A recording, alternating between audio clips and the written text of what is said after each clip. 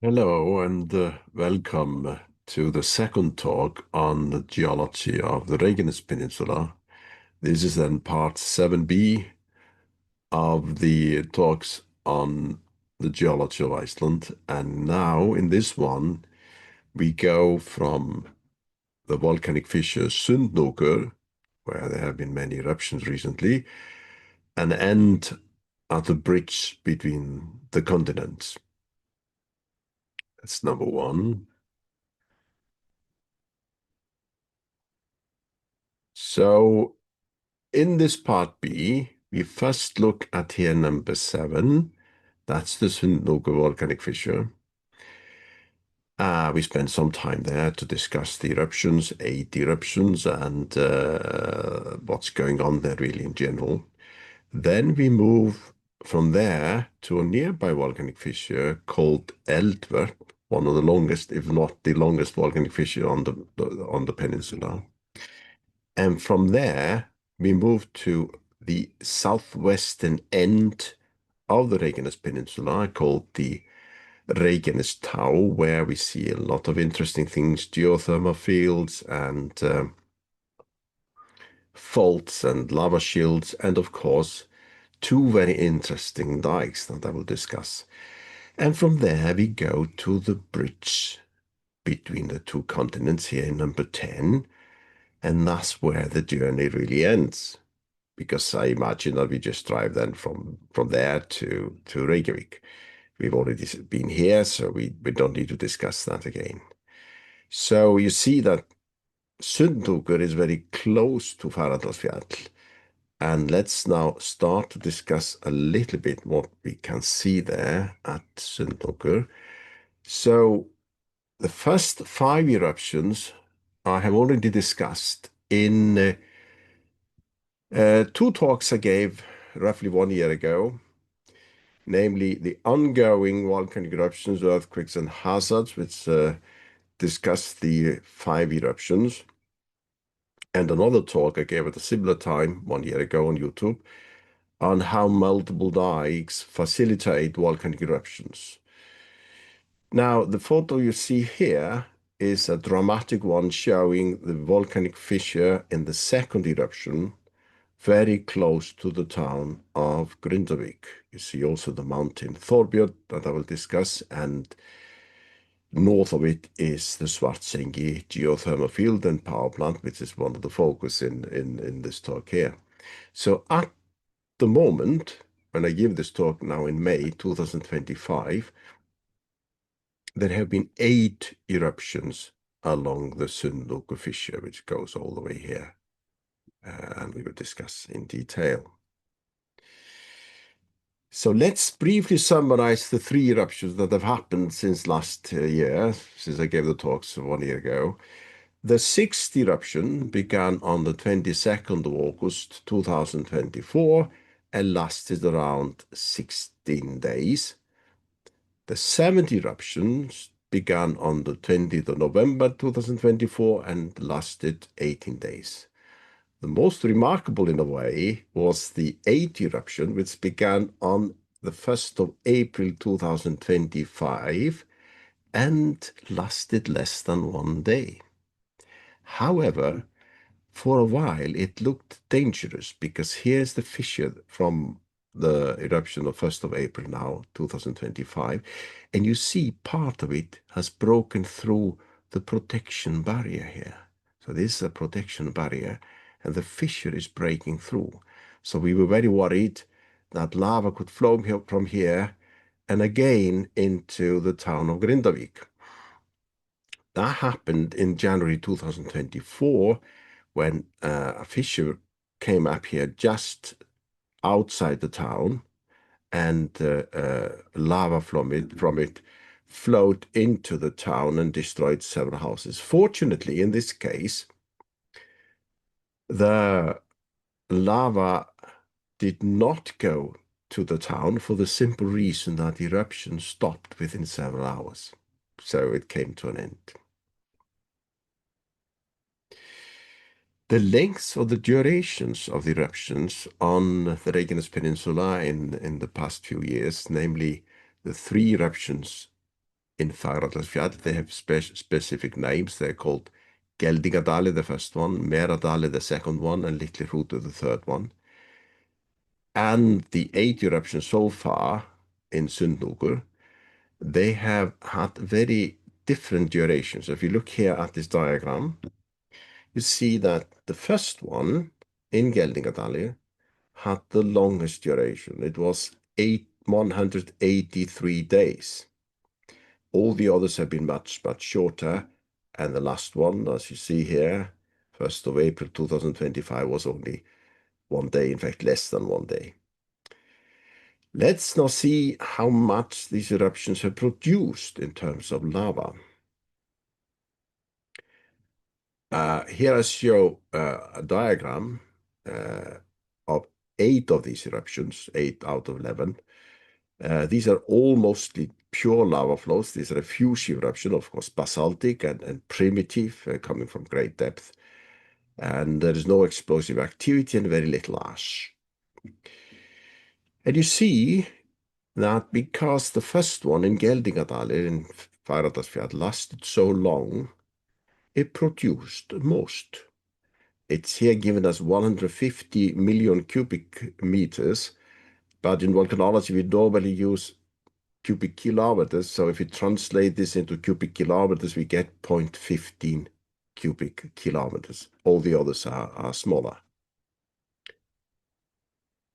I compiled a long time ago, when I was studying very much the Reykjanes Peninsula, the estimated, very crudely estimated from maps, the volumes of 101 volcanic fissures, Holocene volcanic fissures on the peninsula, and 26 lava shields. These were maps made by a geologist called Jón Jónsson, and used these maps as a basis for estimating these ones here, these diagrams here.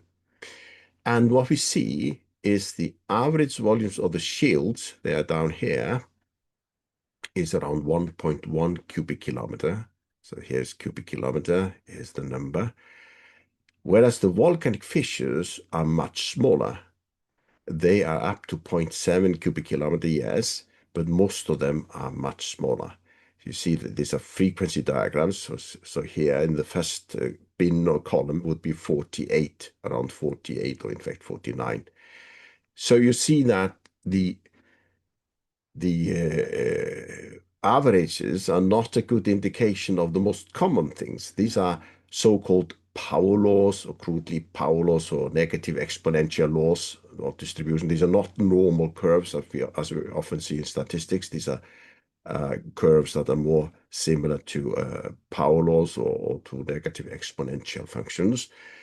And the most common volcanic fissures have a volume of, say, 0.015 cubic kilometers. That is in this range here, whereas the most common lava shields are around 0.2 cubic kilometers.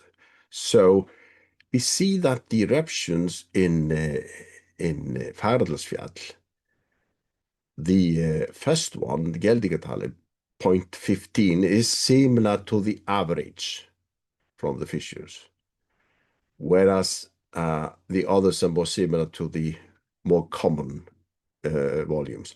But the shields are 1 or 2 orders of magnitude larger than any of the eruptions that have happened on the Reykjanes Peninsula in the past few years. In addition to the lava or magma that comes up, a lot of magma goes into making the dike. Now, in the case of Sundhnúkur, it is a multiple dike, and it follows the dike that was formed 2,350 years ago and generated then the Sundhnúkur volcanic fissure. And on the 10th of November 2023, a 15-kilometer long dike was formed here, but no eruption. No eruption at all. The magma stopped around half a kilometer under the surface. And an even longer one was formed now, 1st of April 2025. As you will see, that dike was in fact longer, 20 kilometers long. And again, following the same path, the same multiple dike that was generated 2,350 years ago. And here we see the dike and the dike dimension estimated from both seismicity. The dikes, when they're propagating, they break the rock, even if it's a multiple dike, they break the rock and generate earthquakes. And from the location of the earthquake, we can infer the dimensions of the dike, mainly the length of the dike and partially the height or dip dimension. And we see also that the dike is indicated by deformation at the surface. This is such a big dike. It's indicated by deformation at the surface. And this is from INSAR, or from satellites. And the estimated length of the dike is around 20 kilometers. 20 kilometers. Now, how thick would a 20-kilometer long dike, if we say the total dike now, the multiple dike is around 20 kilometers long? Well, I have followed dikes in Iceland for 20 kilometers, and I measured their thicknesses. And there is a particular one in eastern Iceland I followed many years ago, 22 kilometers long, and the thickness there varies, of course, from several meters to maybe 17, 18 meters, but the average thickness of that dike, based on around 40 measurements, is 11 meters. So we could expect that the average thickness of this dike perhaps now to be somewhere around 11 meters. In addition, you notice there's a change in the strike or the orientation of the dike here. That's a very common change here, that the fractures, the tectonic fractures, and including, of course, dikes here, they have a slightly more easterly trend or orientation or strike in this part than they have here in the southern part. So if we now look at the length of the volcanic fissures, that this up to 20-kilometer long dike has generated at the surface in the eruptions of Sundhnúkur, they have ranged from 0.9 kilometers or 900 meters to 4 kilometers, meaning if the dike is 20 kilometers long, the fissures at the surface have been anywhere from 5% to 20% of the total length of the dike. And this is very, very common. It's only part of the dike that goes to the surface. We saw the same, even less percentage in the case of Haraldasfjall. So it's only a fraction of the dike that goes to the surface to feed the eruption. The dike at depth can be much, much longer than the fissure at the surface. I also compiled from the maps of Jonsson many years ago the lengths of the Holocene volcanic fissures on the Reykjanes Peninsula, so before, of course, these eruptions now, and they ranged from less than 1 kilometer to 10, 11 kilometer maximum. And I will show you later this talk the longest one here. The one at Sundhnúkur itself, the old one, so 2,350 years ago, is just over 8 kilometers long. This should be over here, 8 kilometers long. Now we see also this change in the strike of structures on the Reykjanes Peninsula. Again, I compiled from rock fractures, orientations, mainly faults and tension fractures, but also other structures, some strike slip faults. On the Reykjanes Peninsula, over 900 many years ago, we see the average strike, it's nearly a normal distribution here, is 39 degrees. And the peak is somewhere between 30 to 35, 37, something like that. Well, the average I calculated as a 39. You see the peak is slightly greater than that. And the reason why the distribution in strike orientation is so great here is because the stress field on the Reykjanes Peninsula is complex. Why? Because it's combined of two tectonic effects, basically, or three, you could say even. It is, first of all, the spreading due to the plate tectonic movements. Secondly, there is a plate boundary zone going through the Reykjanes Peninsula we discussed before. And thirdly, of course, there is the magmatism, which generates stresses. So we have this great variety in strike, in orientation of fractures on the Reykjanes Peninsula. Now, there's no question there is a sill beneath roughly the Svartsengi area. So here, this is a geodetic study. I showed you this one before. This shows uplift or inflation. So the sill is somewhere here. And here is Þorbjörn, the big mountain I showed you earlier, and we'll discuss again. And the sill is estimated to be crudely at 4 kilometers depth below Svartsengi. So based on INSAR and GPS measurement and so on. So before eruptions, the sill inflates, or sills, probably more than one, inflate because magma is coming into it. And during eruptions, it deflates. But there is a complexity because these big dike injections in 10th of November 2023 and then 1st of April 2025 are not very likely to have only derived magma from the sill. The sill is probably rather small, so the magma may have come from greater depths also in those cases. Now, sills form relatively easily in the crust of the Reykjanes Peninsula. Why? Well, because there is a very strong mechanical contrast between the layers there. How so? Because there's a lot of hyaloclastite and sedimentary layers, and these are compliant, these are soft, have so-called low Young's modulus. They are more easily deformed than the stiffer layers, which are either lava flows or earlier sills. And in the case a sill, as is very likely, forms under a stress barrier called B here, where this layer is relatively stiff, high Young's modulus, say an old lava flow, an old sill, old sills.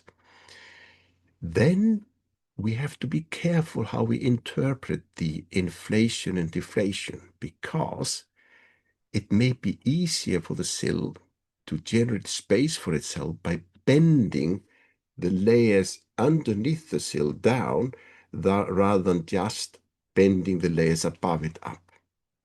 So it's easier to bend down here the layer A, the lower layer A, than to bend up the layer B. If it was very close to the surface, then yes, it would be normally easier to bend the layers above it up. But in the case of Svartsengi, we are talking about 4 kilometers depth, nearly in the middle of the brittle part of the crust. So then it may be easier to bend it down. So part of the volume, part of the space is generated by bending the layers down. So the part generated by bending the layers up is only gives only a fraction of the volume or the space, including the sill formation. So we have to be careful there. I discussed this here. So the only part of the thickness of the sill or thickness changes when new magma is added to the sill during inflation, and when magma is going out of the sill during deflation, only part of that is reflected in geodetic measurements at the surface. Now it's easy for a dike when it comes to a area or a contact where there is a contrast in the mechanical properties between layers, like here in southwest Iceland, to change its course for a while. Now, this is a very small scale version. You see the man here for scale. But in a way, this is similar to what we think is going on largely beneath Svartsengi. So magma comes from 10, 12, 14 kilometers depth and meets a contact between mechanically dissimilar layers at 4 kilometers depth and forms a sill or sills, flows into the sill, expands it. It's probably closed here between eruptions. And when the expansion has reached a certain stage, meaning that the tensile strength is overcome here, magma flows in, but it doesn't go far. It doesn't go far. Why? Because the old Sundhnúkur dike, 2,350 years ago, is already here. And it guides the magma towards the surface. So together, they're forming a multiple dike. So this is being added to in each of the eruptions and dike injections in the episodes now to the old dike that existed 2,350 years ago. I indicate schematically how the magma would flow. This is, of course, a very simple illustration, but this gets the main point here, of course, on a very different scale, because in the case of Svartsengi, we are talking about kilometers here, whereas you see from the scale from this and here that we are talking about only 10 meters or something like that here. But the principles are the same. But the question is then, yes, there is a sill there, but is there a permanent crustal magma chamber beneath Svartsengi? Well, we need to look at it from a general perspective first. Most sills do not become magma chambers. They simply are injected and solidify, and that's the end of the story. For a sill to have a chance to become a magma chamber, there must be frequent injection of new magma into it so it doesn't solidify, so it stays liquid, stays fluid. So if the injection is very frequent, then the sill can absorb new magma from the new dike injections, expand and become a shallow magma chamber. That we know, for example, in the case of, let's say, East Pacific rise, because which is close to the western coast of the United States, has one of the highest spreading rates known, 17, 18 centimeters per year. There you get a new dike in every 4, 5, 6 years. So there we have sill-like magma chambers that are permanent, stationary, because even if they're thin, maybe 50, 100 meters thick, they're maintained by getting new magma every, say, 4, 5, 6 years. But on the Reykjanes Peninsula, as I'll show you, that's not the case, not at all. But if there was a shallow magma chamber underneath Svartsengi, what would we expect? Well, we would expect it to channel magma to the limited area at the surface, namely Svartsengi itself, and to form a stratovolcano, a polygenetic volcano, a stratovolcano, as we call a central volcano. And do we have it? No, absolutely not. Here's a beautiful view of the new lava flows. This photo was taken the 22nd of April, 2025. So you see all the lava flows here from Sundhnúkur and the town of Grindavik here. And Svartsengi is located here, and it's perfectly flat. And there is no evidence there's a collapse caldera there either. Here's you see Þorbjörn with a beautiful Graben I will show you in a moment. It's completely flat. So obviously there is no central volcano there. And it's very unlikely that there is any permanent magma chamber there. Yes, there is sill there or sills, but it's unlikely to be permanent magma chamber. And why? Because of the low spreading rate. If you look at the volcanic systems of the Reykjanes Peninsula, there are at least 4. Some show even 5 or 6. So the total spreading rate in this part of Iceland is around 1.8, 1.84 centimeters per year. Now, if you divide that on 4, or not to speak of 5 systems, that means 0.4 to 0.5 centimeters per year. This is what we call ultra slow spreading. That means that new dike could come up and meet the sill only once every many hundreds of years or even several thousands of years. And what would then happen to the sill, even the sills that have formed now? What would happen during this time? Well, we know. They solidify. Here's a standard, very simple calculations on the cooling rate. That means simply how quickly basaltic magma, basaltic sill would solidify. And this shows the thickness of the solidified part of it. The rate of solidification depends on the thickness in the second power 2. But what I show here, if you just look at this one, here's years, here's the thickness. So in 500 years, a sill that was initially 150 meters thick could have solidified completely. So then it would not mix with new magma. And there is no evidence at all, of course, that we have 150 or 100 or even 50 meter thick sill and Svartsengi in the recent episode. There's no evidence of that.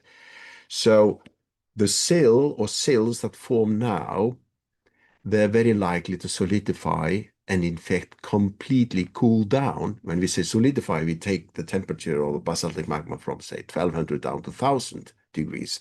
So it's still very hot, but to cool down completely, it goes to the temperature that is in the surroundings. So maybe 300, 400, 500 degrees, depending on where you are exactly in the crust.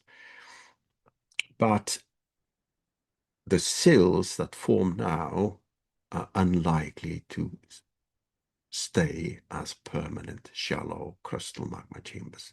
They will solidify, and this is in harmony with the fact that we do not know of any central volcanoes in the real part, in the proper part of the Reykjanes Peninsula, simply because the spreading, the rate of spreading in each of the volcanic system is too slow.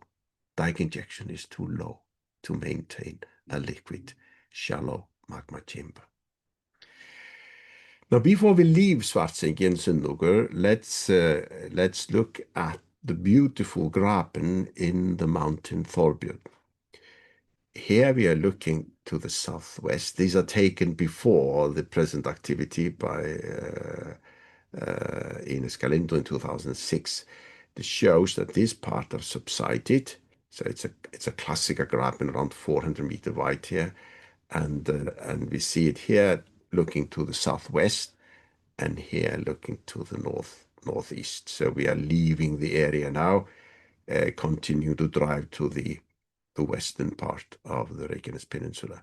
So these kind of grabens are very common in rift zones and of course at mid-ocean ridges, as I've discussed earlier, famous ones being the thing with the Graben in the western rift zone and many others.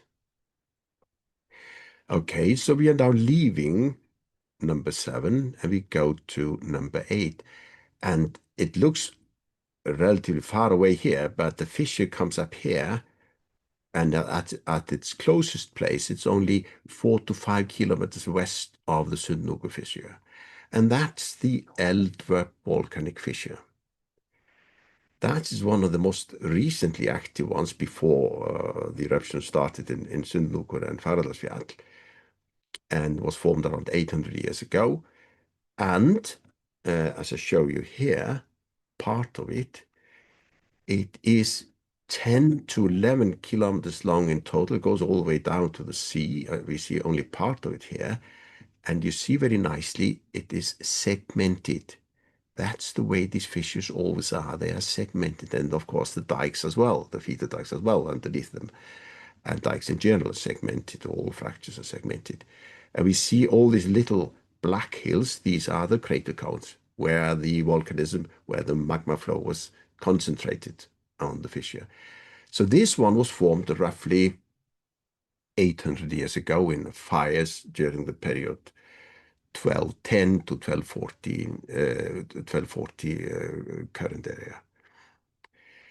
And we see here all the way, basically, this is taken from the air, all the way down to, well, the geothermal fields. I'll show you from a distance again, and down to the Reykjanestá. So why are they segmented? All fractures basically are segmented, and for dikes, if it's coming up here vertically from a deep-seated reservoir, as it did in Fagradalsfjall, then they propagate as little segments, as kind of fingers. We call the fronts of them fingers, and here we have two of the fingers have reached the surface, and they come up at the easiest paths, and they are very often both discontinuous, of course, and offset, so not in line. And now we saw, of course, from the fissure we looked at a moment ago, they can propagate laterally. Often we see them do it. We've seen it in the eruptions in Sundhnúkur, and we've seen it often before, that they propagate laterally and may combine into larger fissures. Many of the segments never make it to the surface. Extremely good case of that was in fact in Fagradalsfjall, where the dike was very long, but the initial fissure was only 180 meters long, so only a tiny part came to the surface to begin with. Dike was around 9 kilometers long. And you saw it also in Sundhnúkur that only part of it, of the dike, up to 20 kilometers long, went to the surface. So that's the situation. Very many of these segments or fingers become arrested, never go to the surface. Those that go to the surface are initially very often offset and discontinuous. They may combine some of them to become longer segments at the surface, but they don't need to. They don't need to. And now we are at the Reykjanestá, the toe of Reykjanes, and we see, of course, lava fields here. There's a lighthouse here. We see lava fields. We see geothermal fields. We have already seen so many geothermal fields. I don't take you down there to have a look here, but it's worth looking at it if you are here anyway. And these is lava fields. And of course, the Reykjanes Ridge is coming on land here. So we see faults and grabens and tension fractures.